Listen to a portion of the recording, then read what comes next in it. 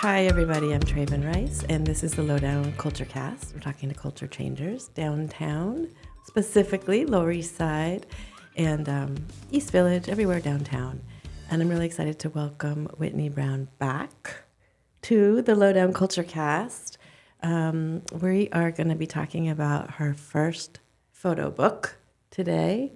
We spoke a while back about your photography and the work that you're doing with dancers and Paul Taylor and some of that type of work. And when we spoke, you were working on this book, I believe. You're just starting to work on this book? That's right, Traven. Yeah, this book has been a work in process over the last 2.5 years.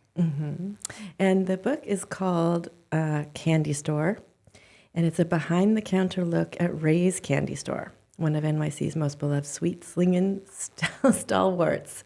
So if you've been around the Lower East Side and the East Village for any amount of time, at any time in the last quite a few decades, you likely have been to Ray's Candy Store. It's on Tompkins Square Park and Avenue A. And 7th. And 7th Street. Right there. Yeah. And so I think a lot of people have come and gone, many, many people. And it's pretty legendary, partly because he's been around for so long, and he's still going strong there. And how old is he now? Ray turned 92 this past January. That's amazing. I know. And so your book is going to have a launch, and the book is sort of documenting him and the store over quite a few years. It is. I consider it really a shared story because when I first went in there, I didn't anticipate that I would be creating like a document about Ray's Candy Store. It was actually kind of a anti-document, if you will. Like as a photographer, I typically bring my camera with me. And this book and my time at Ray's, I probably only brought my camera, 20% of the time I was in there. And I just couldn't help myself. Yeah. And so, yeah. But so for those people who don't know Ray's, how would you describe it? One of my regulars described it really well. He said it's the best grad school in New York City, which is a fun way to describe the conversations that happen in there because Ray's store, proximity-wise, is very small. Like you walk in there and you can't help but fall into someone's conversation right ahead of you. But just to be clear, it's not exactly a candy store. Good clarification, Traven. Yeah, it's not your classic candy store where there's, jars of different types of candies. It's sort of a glorified bodega, if you will. And I think candy store back in the day had that era where you could go up to the bar, get a fountain soda. So it sort of blurs that line between bodega and old school counter. And kind of a little window where you could get. So he became known for the sodas, but also the fried Oreos. Oh yeah, those are like a big popular thing, right? And especially now that he has Grubhub and Seamless, people can get their deep fried Oreos or beignets at any hour. So you became friends with Ray 18 years ago. During some late night rambles through the East Village, and you found comfort, amongst different regulars who came and went there and developed an unexpected friendship with him. And then you started working the counter while he would take a nap in the back. How did all of that come about? So moved to New York and was always kind of walking around the East Village. I had a photo mentor at the time named Tom Carvalho, who was based in Union Square. And so when I wasn't working with him, I would wander around and found Ray's Candy Store after my search of egg creams, pursued through the village, if you will. And then one night, a friend of mine was actually at a bar next door. The bar no longer exists, but she was sort of flirting with the bartender, and I was getting bored. And so I went to Ray's next door, and I was the only person in there. And Ray knew me casually and then just invited me behind the bar. And it's open late. 24 hours. 24 hours. It's open 24 hours. Is it still open 24 hours? I believe so. I think they might be closing during a little bit of that morning shift, but when I was there, it was typically always open 24 hours. And so that was kind of the any hour, any time I was able to go in there. So how it originally started was, though, I was at the bar next door, was getting a little bored, went to Ray's, and he said, "Oh, I'll teach you how to make an egg cream. Just come around the back." And so I went behind the bar. He was making me an egg cream, and then people started coming in. And I think it's just kind of my personality to get involved. So I was like, "Oh, Ray, I'll show me how to make fries. I'll make the fries. Like, show me how to make the beignets. I'll make the beignets." And so I just ended up working with him all night, having a good time. Yeah, what people come for all kinds of things. Like it's like it's a hard to explain. It's like a mini counter, but it's not. It's much more than a bodega, but it's not a diner. It's really his own little shop, and I guess something I really love and cherish about the shop is that it could fit many boxes, and you kind of have to go to see what it is, and then you can just describe it as, oh, it's Ray's, because it's his business. Like after he passes, like no one could take over. Yeah.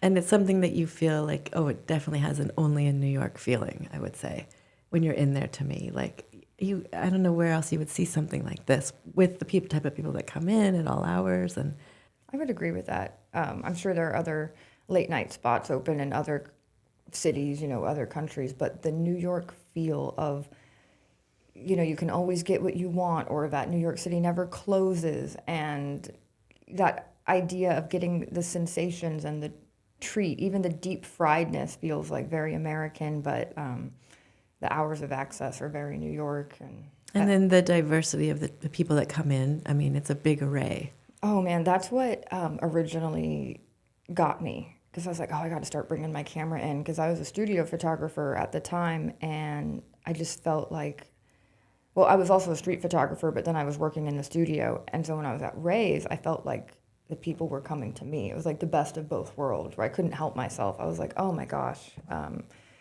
they're in such close proximity to me. It's like a little studio with funky lighting, those overhead lightings. Yeah. And so what were the years that you were documenting? I went in with my camera 2012 to 2017, so sporadically, not all the time. There were months that I was in there every day, and then, months I would be away. And you were just like working with him, for him, not, but volunteering, right? To help kind of behind the counter so he could get some rest?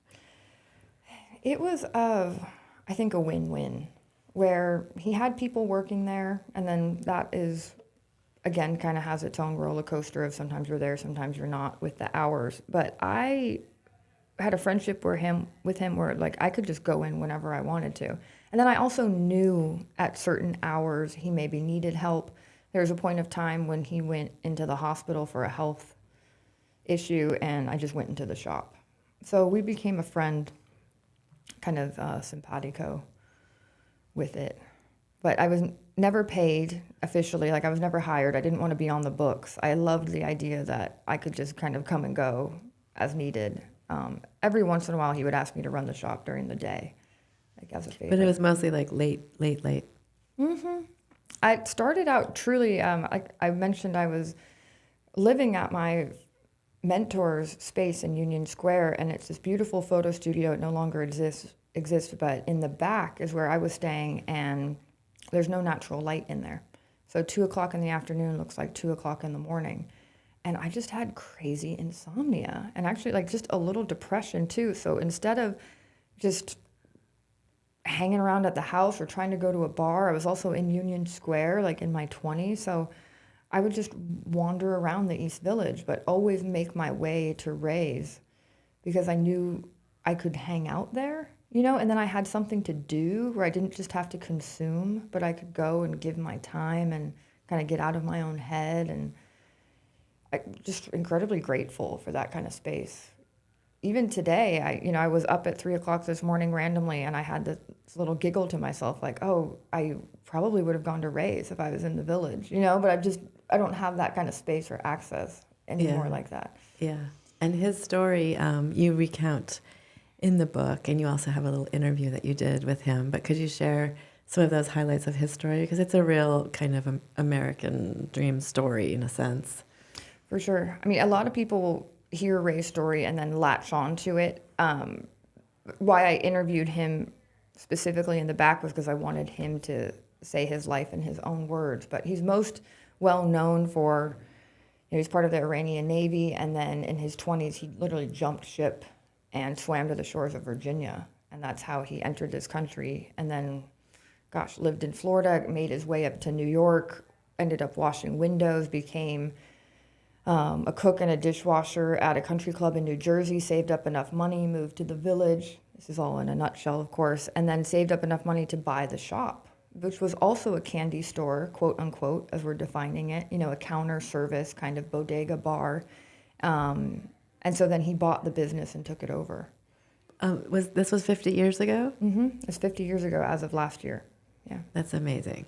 So at that time, it was really rough and tumble around there. That's what I asked him, I was like, oh, where'd you live? He's like, oh, I had an apartment on Avenue D and 14th. Whoa. I was like, okay. But Tompkins Square was pretty rough and tumble at that time. And in the 70s and 80s and, even early 90s. When I was first visiting New York, it was in the early 2000s. And my godfather told me, just watch yourself when you go into the avenues. And this was in the early 2000s. And I was like, oh, okay. Because he was telling me about times before. Now since, obviously things have changed. But Ray, I think, holds down his reputation in the neighborhood because he's never closed. He supported, the Tompkins Square riots at that time. And, other people would get their windows broken in, but not him. Because I think he was seen as a community member, as someone who, supported the people who lived on the block. Mm-hmm. And so it sounds like you weren't the only one that kind of came and went and became part of that community.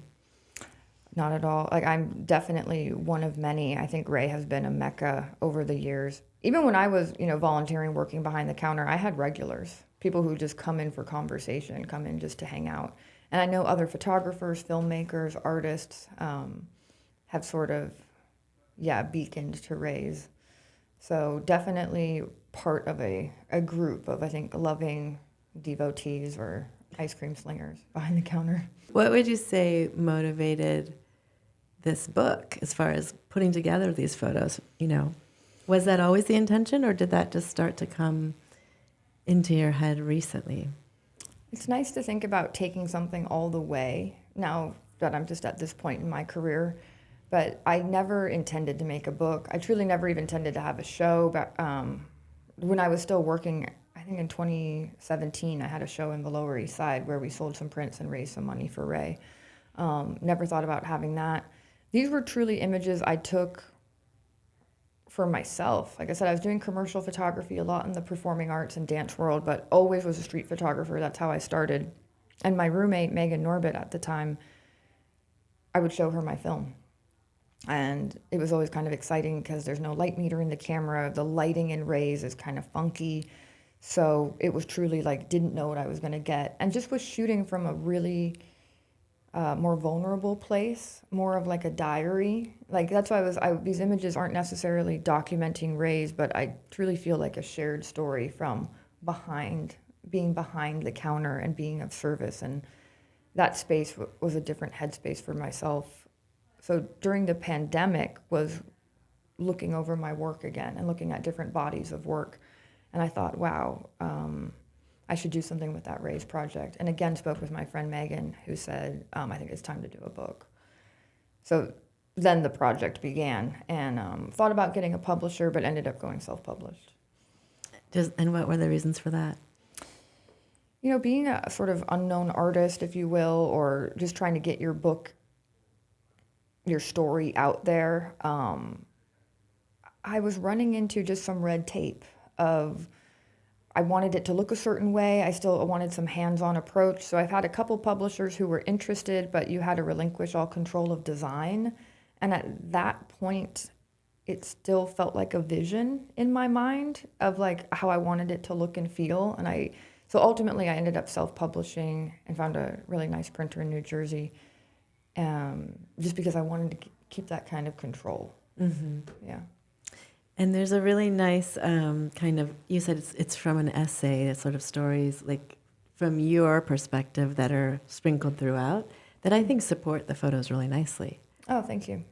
And that was something that you wrote separately, or you then integrated into the book? How did that Yes, work? I actually, primarily my language, I think, is visual. the first time I made a proof of this book, I didn't have any text in with the pictures. I just had an artist essay in the front. And then after I looked at the proof, it felt too separate. So I broke up that essay and put it throughout the book in a nice way. So yeah, what I like about it is that the words don't necessarily try to tell what's going on in the picture. You know, it just kind of takes you through this slightly surreal happening. It's like, where's there a can of chili, and then someone on the bar, and then someone in a pizza outfit, and it's like, oh, because that's really the kind of world you were in. Like, you didn't know what to expect. Who was going to come in next? For sure.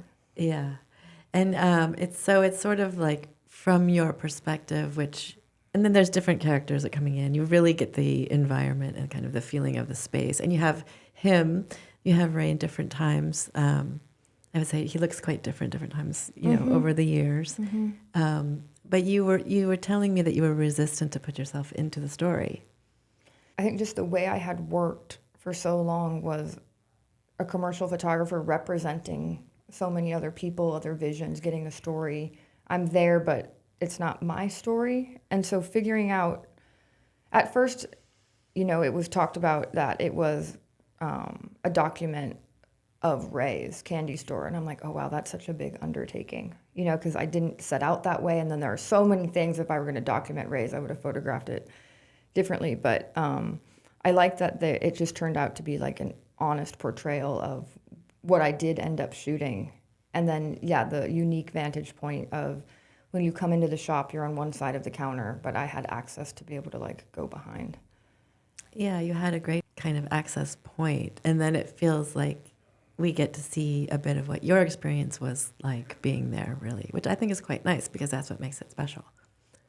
And sometimes it was very active, and then other times it was incredibly quiet. And it would just be Ray and I sitting around, cleaning, hanging out, talking. Maybe he would take a nap. Maybe I would take a nap.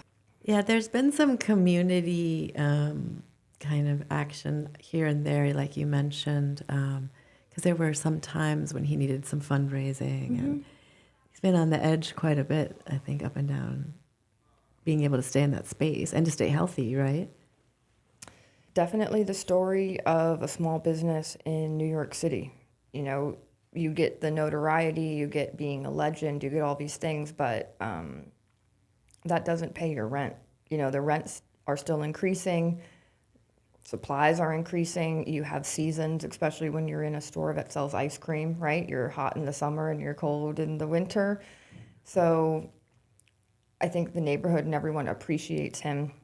And that's why it's so important to actually go and spend your money there to support the shop, because he would admit it too. He definitely could always use an influx of more business. Just the neighborhood's changing and everything else. So not only myself, but I know other people over the years have done very successful GoFundMe campaigns, or like I said, I tried. Well, and also proceeds from this book are going to go directly to Ray. It's going to be small, but any little bit helps, and I just hope to, just support him the way I can. It's a passion project, so I definitely want him to benefit from it. Mm-hmm. Mm-hmm. How has he? I mean, he's just really hung in there? And I know you've asked him about that too. How does he do it? I know it came from a place of when I would ask him. Well, I love perseverance. I think deep down in my core, even that's why I worked with dancers, or I photographed my grandmother who's 100 years old, and I was really drawn to Ray, is when I get depressed or sort of need motivation, I'm incredibly inspired by people who get it done, who just keep going. And one time I was at the shop, I think just in a mood or something, and I asked Ray, why do you keep going? How do you keep going? And he's like, oh, I have hope. I have hope for tomorrow. That's it. And I was like, wow. I'm overthinking things. Oh, that's so nice. Mm-hmm. Yeah.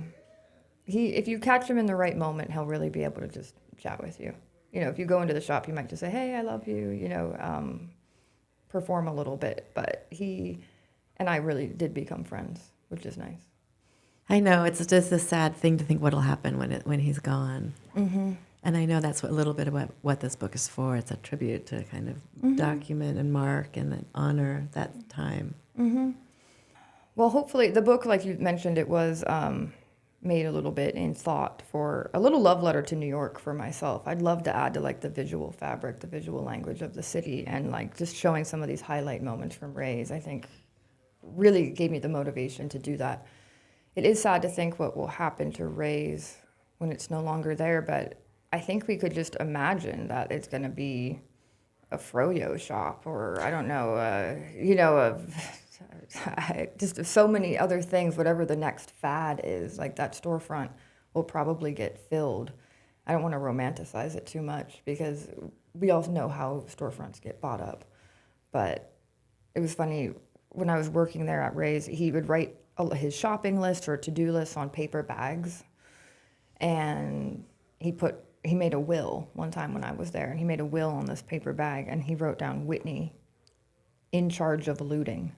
So when he dies, he wanted to put me in charge of people looting the store. And it was kind of a joke between the two of us because I was like, Ray, how am I going to stop people from looting the store? Or like, what am I going to do? Like, bargain things out.